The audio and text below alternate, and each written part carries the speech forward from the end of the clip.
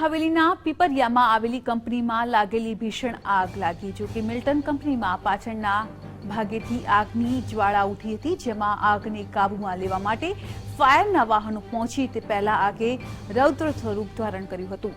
તો સેલવાસ, વાપી સિવાય સરીગામ અને દમણના તેમજ બે ખાનગી કંપનીના ફાયર ફાઇટર પણ આગ ઉપર કાબુ મેળવવા પ્રયાસો કર્યા હતા. કંપનીમાં આગને લઈને તમામ કર્મચારીઓ કંપની બહાર આવી ગયા હતા અને આગ લાગવાનું કારણ હજુ સુધી જાણી શકાયું નથી, તેમજ જાનહાનિના પણ અહેવાલ નથી. મુરાદ જોડાઈ ગયા છે વધુ વિગત સાથે. મુરાદ, કયા કારણોસર આગ લાગી તે જાણવા મળ્યું અને આગ ઉપર સંપૂર્ણ કાબુ મેળવાયો કે કેમ?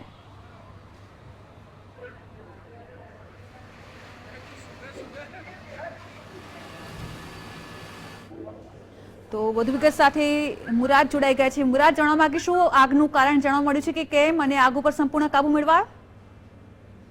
જી, સવારે જે દાદરાનગર હવેલીના પેપરમાં આગ લાગેલી હતી, જેમાં 8 જેટલા ફાયર ફાઈટરોએ સતત 4 થી 5 કલાકની મહેનત બાદ 90% જેટલો આગ ઉપર કંટ્રોલ કર્યો છે અને હાલ કુલિંગ કરવાનું કામ